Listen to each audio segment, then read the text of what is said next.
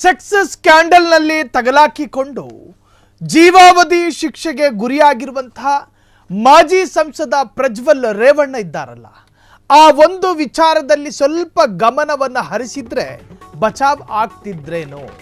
ಪ್ರಜ್ವಲ್ ಪ್ರಕರಣದ ತೀರ್ಪಿನ ಸಂಪೂರ್ಣ ಮಾಹಿತಿಯನ್ನು ನೀವೆಲ್ಲೂ ಕೇಳಿರದ ಒಂದಷ್ಟು ಮಾಹಿತಿಯನ್ನು ನಾವು ರಿವೀಲ್ ಮಾಡ್ತಾ ಇದ್ದೀವಿ.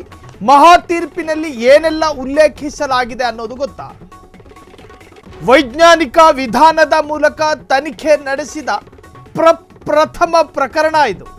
ಸುದೀರ್ಘ 480 ಪುಟಗಳ ತೀರ್ಪು ನೀಡಿರುವ ನ್ಯಾಯಾಧೀಶರು ನಿಮ್ಮ ಫ್ರೀಡಂ ಟಿವಿ ನೀಡಲಿದೆ ತೀರ್ಪಿನ ಸಂಪೂರ್ಣ ಚಿತ್ರಣ. ಯಾವುದನ್ನು ಬಿಡದೆ ಸಂಪೂರ್ಣ ಚಿತ್ರಣ, ಪ್ರಜ್ವಲ್ ಪ್ರಕರಣದ ತೀರ್ಪಿನ ಸಂಪೂರ್ಣ ಮಾಹಿತಿ. ಪ್ರಜ್ವಲ್ ರೇವಣ್ಣಗೆ ಜೀವನ ಪರ್ಯಂತ ಜೈಲು ಶಿಕ್ಷೆ ವಿಧಿಸಲಾಗಿದೆ. ಮಹಾ ತೀರ್ಪಿನಲ್ಲಿ ಏನೆಲ್ಲ ಉಲ್ಲೇಖಿಸಲಾಗಿದೆ ಅನ್ನೋದು ನಿಜಕ್ಕೂ ಕೂಡ ಅತ್ಯಂತ ಕುತೂಹಲಕಾರಿ ವಿಚಾರ. ವೈಜ್ಞಾನಿಕ ವಿಧಾನದ ಮೂಲಕ ತನಿಖೆ ನಡೆಸಿದ ಮೊದಲ ಪ್ರಕರಣ. ಆಡಿಯೋ ವಿಡಿಯೋ ಒಂದು ವಿಚಾರ. ಒಬ್ಬನಿಗೆ ನ್ಯಾಯ ಜೀವಾವಧಿ ಶಿಕ್ಷೆಯನ್ನು ಕೊಡುತ್ತೆ ಅನ್ನುವುದಾದ್ರೆ ಇದು ರಾಜ್ಯದ ಹೈ ಪ್ರೊಫೈಲ್ ಪ್ರಕರಣದ ಪ್ರಥಮ ಡೆವಲಪ್ಮೆಂಟ್. ಇದು ಪ್ರಜ್ವಲ್ ರೇವಣ್ಣಗೆ ಜೀವನ ಪರ್ಯಂತ ಜೈಲು ಶಿಕ್ಷೆ ಆಗೋದಕ್ಕೆ ಕಾರಣ ಏನು ಗೊತ್ತಾ? ಅದೊಂದೇ ಒಂದು ಕಾರಣದಿಂದ ಪ್ರಜ್ವಲ್ ರೇವಣ್ಣ ತಗಲಾಕೊಂಡ್ರು. ಪ್ರಜ್ವಲ್ ಪ್ರಕರಣದ ತೀರ್ಪಿನ ಸಂಪೂರ್ಣ ಮಾಹಿತಿ ಇವತ್ತಿನ ದಿನ.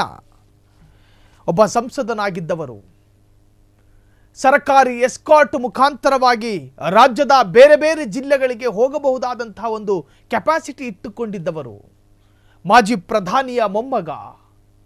ಸರ್ಕಾರ ಅವರಿಗೆ ಪ್ರತ್ಯೇಕ ಭದ್ರತೆಯನ್ನೂ ಕೂಡ ಕೊಡಬಹುದಾದಂಥ ಒಂದು ಕ್ಯಾರೆಕ್ಟರ್. ರಾಜ್ಯದ ಪ್ರಾದೇಶಿಕ ಪಕ್ಷದಲ್ಲಿ ಕುಮಾರಸ್ವಾಮಿಯನ್ನ ಬಿಟ್ಟರೆ ನೆಕ್ಸ್ಟ್ ಪ್ರಜ್ವಲ್ ರೇವಣ್ಣ ಎಂದು ಬಿಂಬಿತವಾದಂಥ ಒಂದು ವ್ಯಕ್ತಿತ್ವ. ತಂದೆ ಶಾಸಕ, ಮಾಜಿ ಸಚಿವ, ಇನ್ನು ಚಿಕ್ಕಪ್ಪನು ದೊಡ್ಡಪ್ಪನು ಮಾಜಿ ಮುಖ್ಯಮಂತ್ರಿ, ಹಾಲಿ ಕೇಂದ್ರ ಸಚಿವ, ತಾತ ಮಾಜಿ ಪ್ರಧಾನಿ. ಕಾನೂನು ಪಾಲಕರ ಕುಟುಂಬಕ್ಕೆ ಈ ತರಹದ್ದೊಂದು ಪರಿಸ್ಥಿತಿನ, ಕಾನೂನನ್ನ ಸೃಷ್ಟಿ ಮಾಡೋದು ಶಾಸಕಾಂಗ ಆದರೆ ಆ ಸೃಷ್ಟಿ ಮಾಡಿದ ಕಾನೂನನ್ನ ಪರಿಪಾಲನೆಗೆ ತರಬೇಕಾದ ಕಾರ್ಯಾಂಗ, ಆ ಕಾರ್ಯಾಂಗದ ಭಾಗವಾಗಿದ್ದ ಪ್ರಜ್ವಲ್ ರೇವಣ್ಣ ಸಂಸದರಾಗಿದ್ದವರು. ಆ ಸಂಸದ ಸ್ಥಾನದ ಒಂದು ವ್ಯಕ್ತಿತ್ವ ಇವತ್ತು ಶ್ವೇತ ಬಣ್ಣದ ಬಟ್ಟೆ ಧರಿಸಿ ಕೈದಿ ನಂಬರನ್ನು ಕೂಡ ಅಳವಡಿಸಿಕೊಂಡು ಉಳಿದವರಂತೆ ತಾನು ಕೂಡ ಜೈಲಿನಲ್ಲಿ 7-8 ತಾಸು ಕೆಲಸ ಮಾಡಿಕೊಂಡು ಒಬ್ಬ ಥೇಟ್ ಕಟ್ಟರ್ ಪೋಲಿಗಳ ತರ ಬ್ಯಾರಕ್ನಲ್ಲಿ ಕೂತು ಕಾಲ ಕಳಿತಿರ್ತಕ್ಕಂತಹ ಪ್ರಜ್ವಲ್ ರೇವಣ್ಣ. ಹಾಗಾದ್ರೆ ಆ ಪ್ರಜ್ವಲ್ ರೇವಣ್ಣ ತಗಲಾಕಿಕೊಳ್ಳೋದಕ್ಕೆ ಕಾರಣ ಏನು? ಅದರ ಸಂಪೂರ್ಣ ಒಂದು ಜಡ್ಜ್ಮೆಂಟ್ನ ಮಾಹಿತಿಯನ್ನು ನಾವು ಕೊಡ್ತಾ ಹೋಗ್ತೀವಿ. ಪ್ರಜ್ವಲ್ಗೆ ಜೀವಾವಧಿ ತೀರ್ಪಿನ ಪ್ರಮುಖ ಅಂಶಗಳನ್ನು ನಾವು ಹೇಳ್ತೀವಿ ನೋಡಿ. ಅದರಲ್ಲಿ ಪ್ರಮುಖ ಅಂಶದ ಮೊದಲ ಸಾಲೆ ಒಂತರಹದ್ದು. ಯಾರು ಧರ್ಮವನ್ನು ರಕ್ಷಿಸುತ್ತಾರೋ ಅವರನ್ನ ಧರ್ಮ ರಕ್ಷಿಸುತ್ತದೆ. ಎಸ್, ಇದು ಜಡ್ಜ್ಮೆಂಟ್ನ ಪ್ರಥಮ ಸಾಲು, ಅತ್ಯಂತ ಮನಸ್ಸನ್ನ ಸೆಳೆಯುವಂತಹ ಸಾಲು. ಯಾರು ಧರ್ಮವನ್ನು ರಕ್ಷಿಸುತ್ತಾರೋ, ಯಾರು ಅದನ್ನ ನಾಶಪಡಿಸಲು ಯತ್ನಿಸುತ್ತಾರೋ ಅವರೇ ನಾಶವಾಗುತ್ತಾರೆ. ಯಾರು ಧರ್ಮವನ್ನು ರಕ್ಷಿಸುತ್ತಾರೋ ಅವರನ್ನ ಧರ್ಮ ರಕ್ಷಿಸುತ್ತದೆ, ಯಾರು ಅದನ್ನು ನಾಶಪಡಿಸಲು ಯತ್ನಿಸುತ್ತಾರೋ ಅವರೇ ನಾಶವಾಗುತ್ತಾರೆ. ಹೀಗಾಗಿ ನಾವು ಧರ್ಮವನ್ನು ನಾಶಪಡಿಸಬಾರ್ದು. ಹಾಗೆ ಮಾಡುವುದರಿಂದ ನಾವು ನಾಶ ಹೊಂದುವುದಿಲ್ಲ. ನ್ಯಾಯಮೂರ್ತಿ ರಾಮಾ ಜೋಯಿಸ್ ಅವರ ರಾಜನೀತಿಯ ಸಾಲುಗಳು ಉಲ್ಲೇಖ. ಆ ಜಡ್ಜ್ಮೆಂಟ್ನಲ್ಲಿ ಪ್ರಥಮವಾಗಿ ಉಲ್ಲೇಖ ಆಗಿರೋದಿದು. ಎಂತಹ ಮಾರ್ಮಿಕವಾದಂತಹ ಸಾಲು ನೋಡಿ.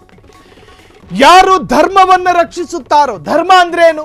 ಧರ್ಮ ಅಂದ್ರೆ ನ್ಯಾಯ, ಧರ್ಮ ಅಂದ್ರೆ ಮಾನವೀಯತೆ, ಧರ್ಮ ಅಂದ್ರೆ ಗ್ರಂಥ, ಧರ್ಮ ಅಂದ್ರೆ ಮಾನವೀಯ ಮೌಲ್ಯಗಳು, ಧರ್ಮ ಅಂದ್ರೆ ಕರುಣೆ, ಧರ್ಮ ಅಂದ್ರೆ ನಿಷ್ಠೆ, ಧರ್ಮ ಅಂದ್ರೆ ಪ್ರಾಮಾಣಿಕತೆ. ಯಾರು ಆ ಧರ್ಮವನ್ನ ನಾಶಪಡಿಸ್ತಾರೋ, ಯಾರು ಧರ್ಮವನ್ನ ನಾಶಪಡಿಸ್ತಾರೋ ಅವರೇ ಕೊನೆಗೆ ನಾಶ ಆಗ್ತಾರೆ ಅಂತ. ಯಾರು ಧರ್ಮವನ್ನು ಉಳಿಸ್ತಾರೋ ಆ ಧರ್ಮ ಅವರನ್ನು ಉಳಿಸುತ್ತೆ ಅಂತ ನೋಡಿ. ಇದು ಆಧ್ಯಾತ್ಮಿಕವಾದಂತಹ ಸಾಲುಗಳಂತಾನೋ ಅಥವಾ ಧಾರ್ಮಿಕವಾದ ಸಾಲುಗಳಂತಾನೋ ನಿರ್ಲಕ್ಷ್ಯ ಮಾಡೋದಕ್ಕೆ ಹೋಗಬೇಡಿ. ಜಡ್ಜ್ಮೆಂಟ್ನಲ್ಲಿ ಈ ಸಾಲುಗಳು